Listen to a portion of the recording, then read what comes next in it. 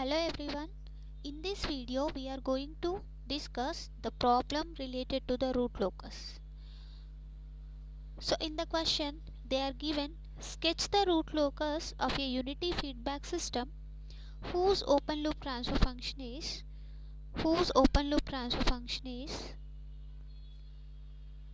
k by s into s plus 2 into s plus 3. So in order to sketch the root locus of any open loop transfer function, first step is we have to identify the root locus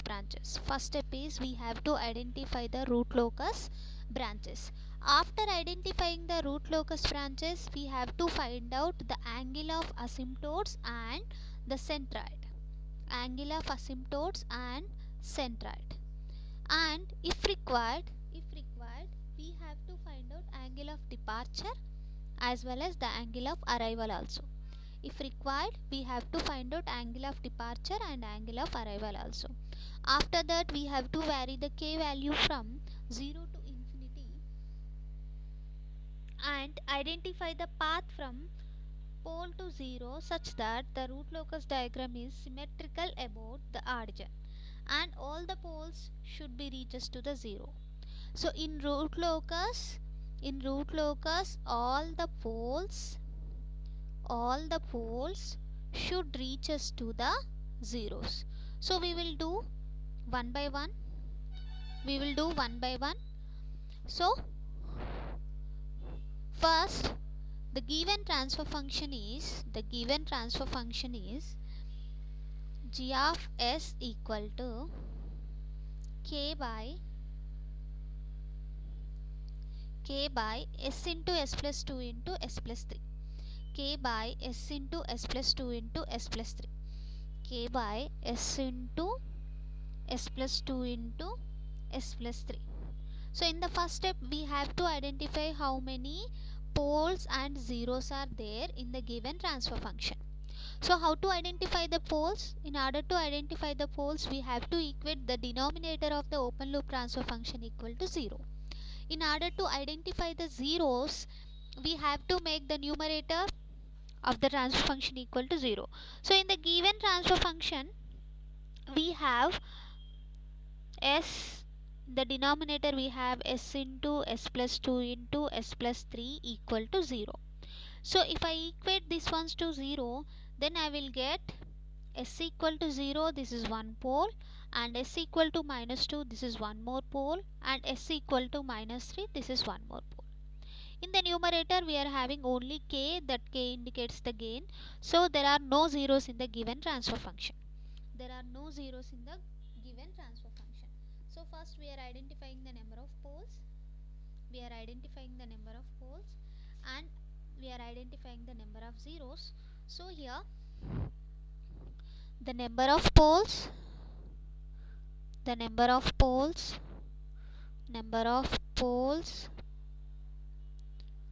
p equal to 3. 3 poles, one pole is at 0, one pole is at minus 2, one pole is at minus 3, and the number of zeros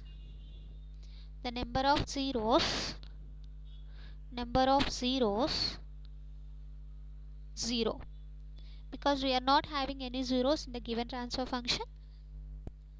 And after identifying the number of poles and zeros, we have to identify the number of asymptotes.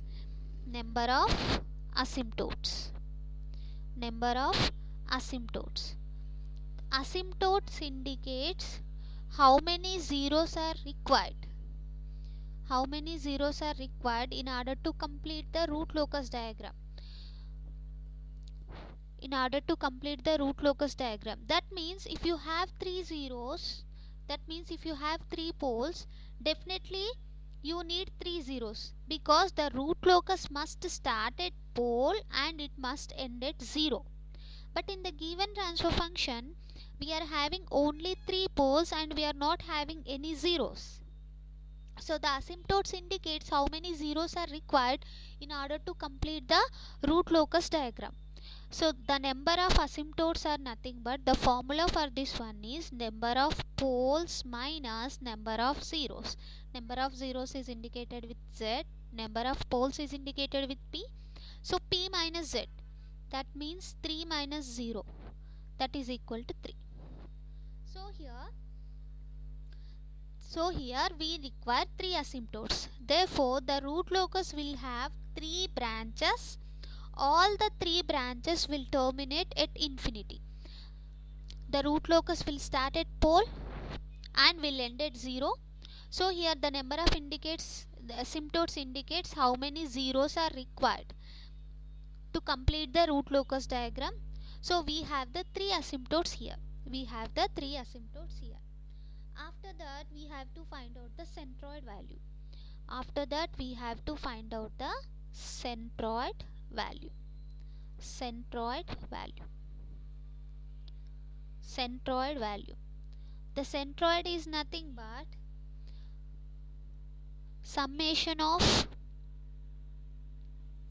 real part of poles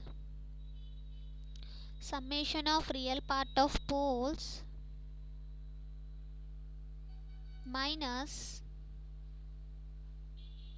summation of real part of zeros, which is divided by number of asymptotes, that is P minus Z. So here we are having 3 poles and the real part of 3 poles is nothing but 0, and this pole real part is minus 2. We have to add all these 3. The real part of this pole is minus 3. So minus 3, we are not having any zeros, so the sum is also 0. P minus Z is, we are having 3 zeros and 3 poles and 0 zeros. So here minus 5 by 3.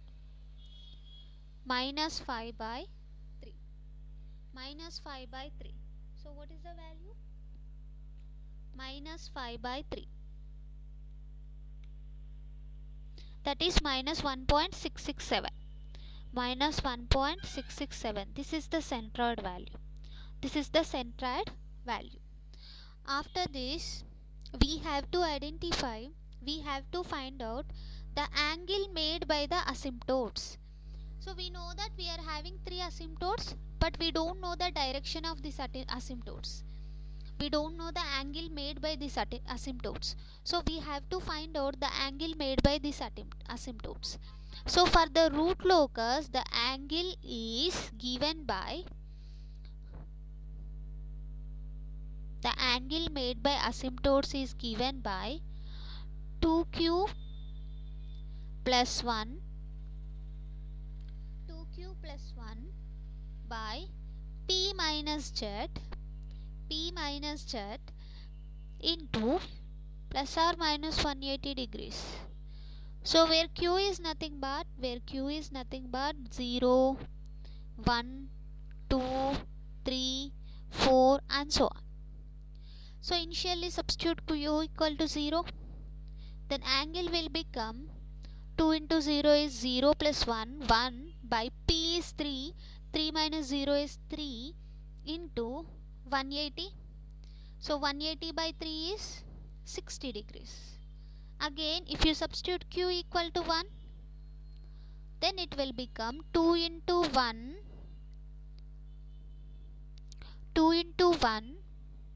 plus 1 by 3 into 180, that is 3 by 3 into 180, that will become 180 degrees. Now if you substitute q equal to 2,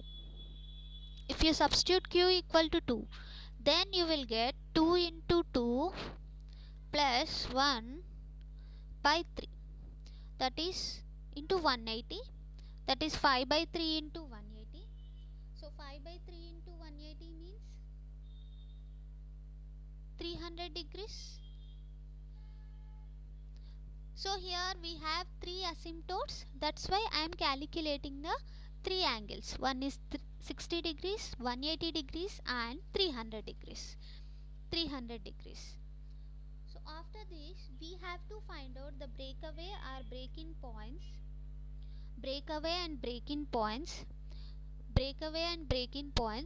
The procedure to calculate the breakaway or break-in points is, if you have 2 poles in the root locus, then you will get the breakaway point. For example, if you have two zeros in the root locus, then you will get the break-in point. So here in this problem we have to calculate the breakaway and break-in points. So calculation of breakaway point or break-in point. The procedure is same for both. So in order to calculate the breakaway or break-in point, first we have to take the characteristic equation. What is characteristic equation? The characteristic equation is 1 plus g of s into h of s equal to 0. 1 plus g of s into h of s equal to 0. So here the g in place of g of s we are having the value k by s into s plus 2 into s plus 3, and the given system is unity feedback, that's why h of s value is 1. So I am substituting g of s into h of s value here. So the characteristic equation becomes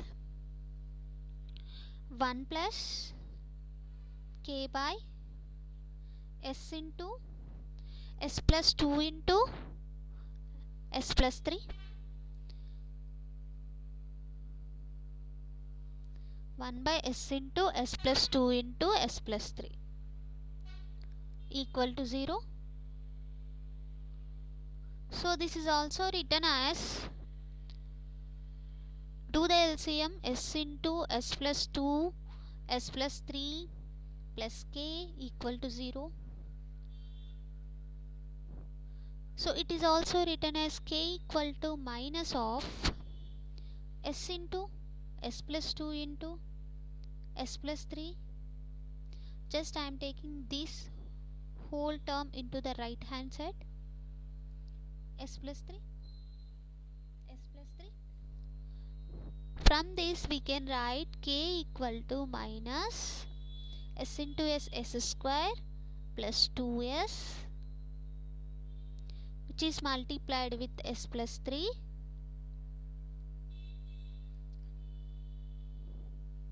s square into s cube plus 3s square plus 2s square, that is 5s square, s square into s cube, s square into 3, 3s square, 2s into s square, 2s into s square. So 3s square plus 2s square is 5s square plus 3 into 2 is 6s. So first you have to write the characteristic equation in order to calculate the breakaway or break-in points, that is 1 plus g of s into h of s equal to 0. After that you have to write k equal to some f of s form. So I am writing that form, and differentiate k with respect to s and make that equation equal to 0. Then you will get the breakaway or break-in points for the system. So in order to calculate the breakaway or break-in points, first you have to take the characteristic equation. After that rearrange the characteristic equation in the form of k equal to some s terms. After that differentiate the k with respect to s and make this one equal to 0. So d by ds of, so here we are having minus s cube plus 5s square plus 6s equal to 0. So differentiate this one, we will get 3s square plus 3s square plus 10s plus 6 equal to 0. Just I am taking this minus term into right hand side, so it will be cancelled out. Now you find out the roots for this characteristic equation. 3s square plus 10s plus 6. So we are getting the roots. One root is minus 0.7847, minus 0.7878. Once again I am writing minus 0.7847, and the second root is minus 2.5. Minus 2.5. We are getting these two breakpoints. We are getting these two breakpoints. After calculating the breakpoints, we have to calculate the intersection point with the imaginary axis. After calculating the breakpoints, we have to calculate the intersection point with imaginary axis. Intersection point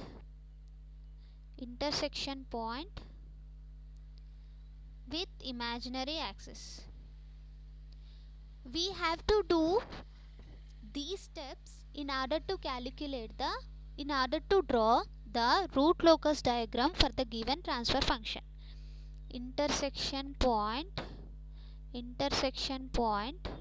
with imaginary axis. Intersection point with imaginary axis. Intersection point with imaginary axis. So in order to calculate the intersection point with imaginary axis, once again we have to take the characteristic equation, that is 1 plus g of s into h of s equal to 0. So already we calculated 1 plus g of s into h of s, that is s into s plus 2 into s plus 3 plus k equal to 0. So I am writing that one here, s into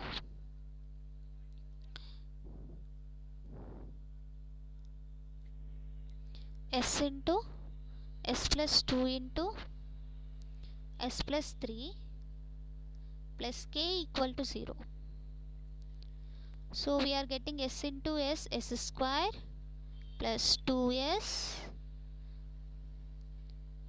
into s plus 3 plus k equal to 0. So s square into s cube plus 3s square plus 2s square, 5s square plus 6s plus k equal to 0. This is the characteristic equation we are getting. From this characteristic equation, we have to form the Routh array. In order to find out the intersection point with imaginary axis, first we have to form the characteristic equation, and with the help of that characteristic equation we have to form the Routh array. So we know how to form the Routh array. So the highest order in the given characteristic equation is s power 3. So I am taking s power 3, s power 2, s power 1 and s power 0. So s power 3 coefficient is 1, and next odd power is s power 1. S power 1 coefficient is 6, and the even power is s power 2. The s power 2 coefficient is 5, and s power 0 coefficient is k. After this, how to write the next row? In order to write the next row, just multiply 6 with 5. So 6 into 5 is 30 minus k into 1 is k by this element is 5, and s power 0 coefficient is k. S power 0 coefficient is k.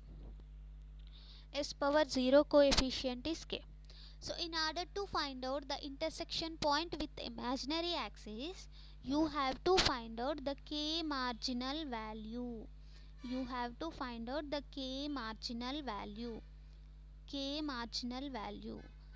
So if the elements in the first row of Routh array are greater than 0, then the system is said to be stable. If the elements of the first row of Routh array are less than 0, then the system is said to be unstable. If these elements are equal to 0, then you will get the marginal stability of the system. So I am equating In order to get the k marginal value, I am equating this one is equal to 0. One element of the first row of route array equal to 0, then we will get the marginal stability. 30 minus k marginal equal to 0. So from this we will get k marginal value is 30. K marginal value is 30. In order to find out the intersection point with imaginary axis, we have to follow this procedure. So we are finding out the k marginal value. With the help of this k marginal value, we have to find out the intersection point with imaginary axis.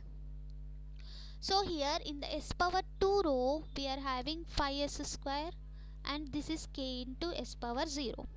So I am writing that value here.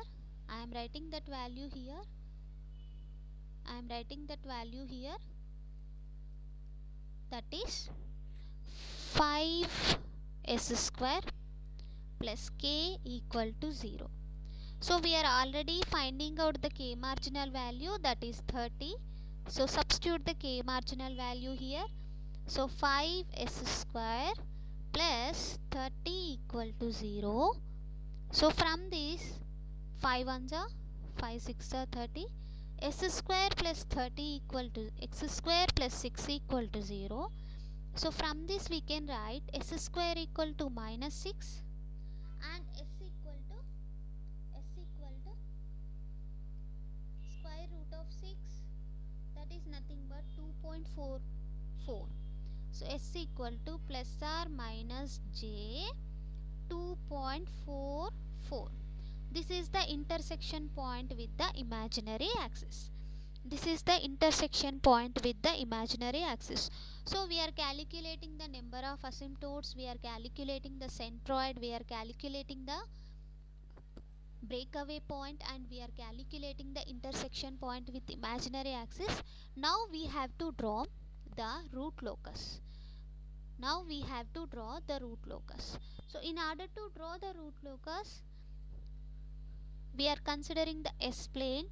In this, the y-axis is imaginary and the x-axis is real part.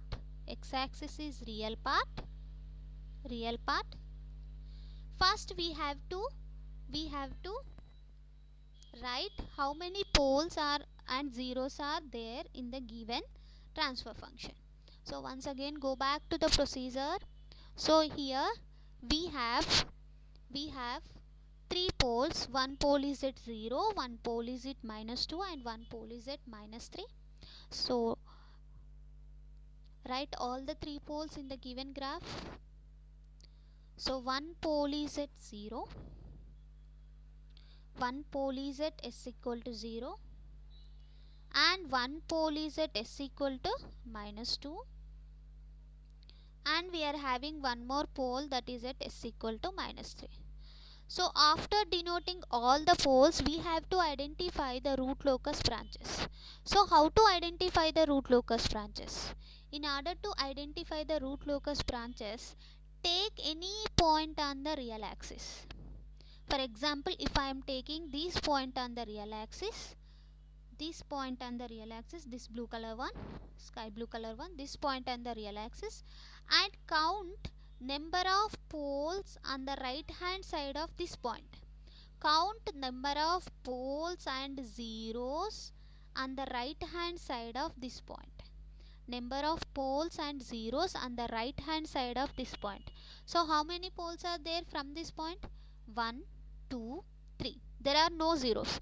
So if the number of poles and zeros are odd from this point, then the root locus exists.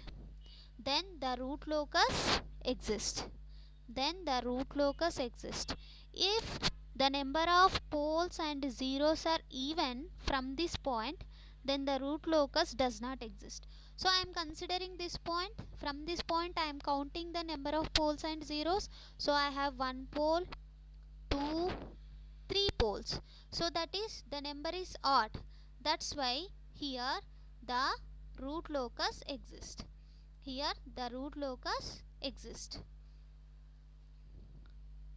here the root locus exists, because if I consider any point in this plane, I am getting the odd number of poles and zeros. Similarly, take any other point. So if I take any point here,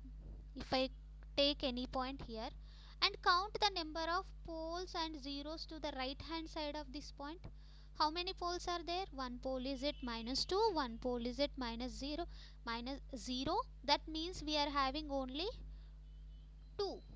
2 is the even number. That's why here no root locus exists. That's why here the root locus does not exist. The root locus exists only if you take any point on the real axis, and from that point to you have to count the number of poles and zeros. If the number of poles and zeros from this point is odd, then only root locus exists. Otherwise the root locus does not exist. So here no root locus. Here no root locus. Here we are having the root locus. Similarly, take any point here and count the number of poles and zeros to the right hand side of this point. Only you have to count the right hand side of this point. Only we are having 1 0. 1 0 means it is odd. That's why here the root locus exists. Here the root locus exists. Root locus exist. So here the root locus exists. So we are identifying the root locus branches. We are having one branch from -infinity to -3, and we are having one more branch from -2 to 0. How we are identifying? Depending on the pole 0 location. If the sum of poles and zeros should be add from that point, then the root locus exists. If the sum of pole zeros are even, then the root locus is not exist. So we are identifying the root locus branches. So the root locus branch must start at pole and it will be end at 0. So we have to identify the zeros location. We have to identify the zeros location.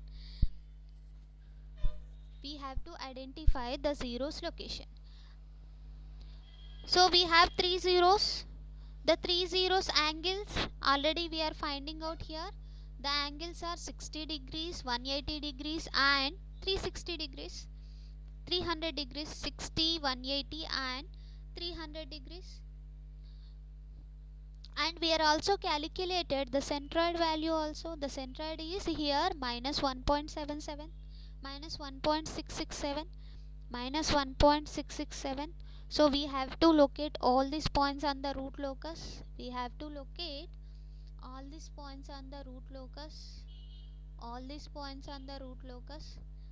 So the centroid is at -1.667, and we are getting the asymptotes, the angle of asymptotes at 60 degrees, 180 degrees and 300 degrees. So from the centroid you have to draw the angle of asymptotes. So this is the centroid point, because this is 0, this is -2. So in between 0 and -2 we are getting -1.667. So from this point 60 degrees means like this. 60 degrees means like this. This is the 60 degrees. This is the 60 degrees. 60 degrees. And 300 degrees means somewhere here. This is the 300 degrees. So from the centroid you have to draw the asymptotes. And 180 degrees means like this. This is the 180 degrees. 180 degrees. 180 degrees. So this indicates the asymptotes. Angle of asymptotes. So from the centroid we have to draw the angle of asymptotes.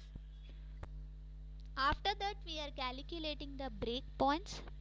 So what are the breakpoints? The breakpoints are 0.7847 and minus 2.54. 0.7847. I am indicating those breakpoints on the graph.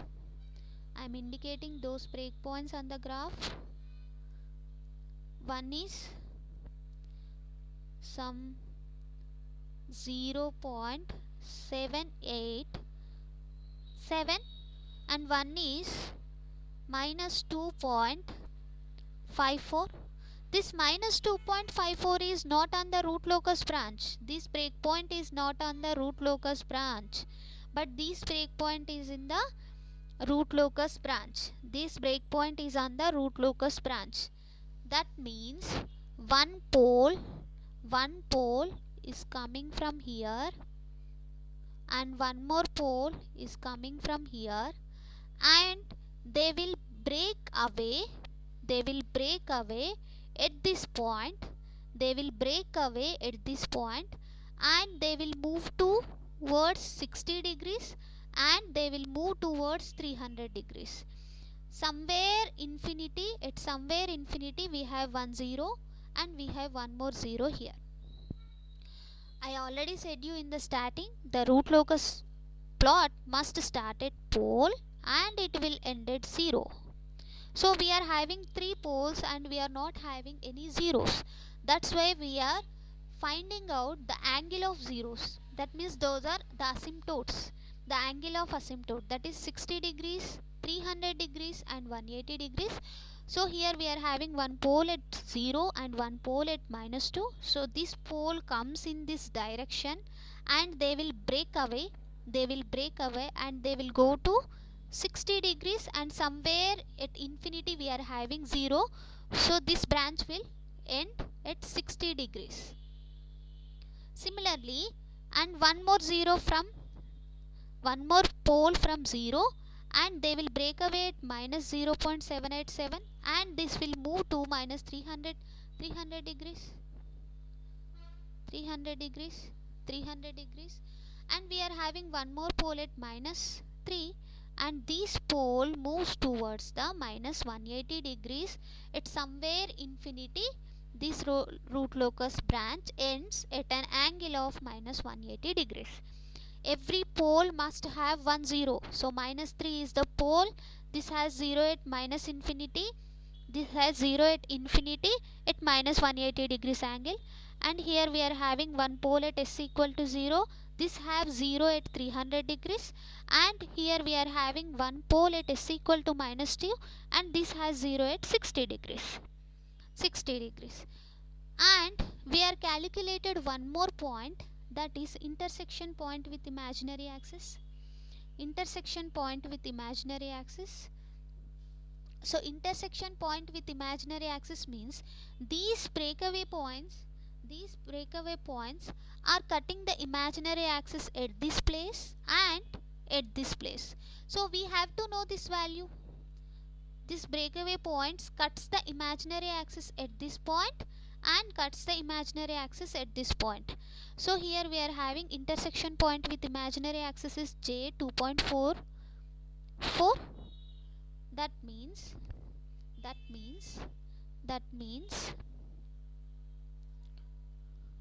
here plus J 2.44 and this value is minus J 2.44. So in this way we have to draw the root locus diagram of the system. So we are having some more construction rules, that is angle of aperture and angle of arrival and the angle of departure. The angle of arrival and the angle of departure are calculated only when you have the complex zeros or complex poles are there in the given transfer function. So right now in the given transfer function we are not having any complex poles and complex zeros. That's why we are not calculated angle of arrival and angle of departure. Hope you will understand what I am trying to say. So thank you everyone.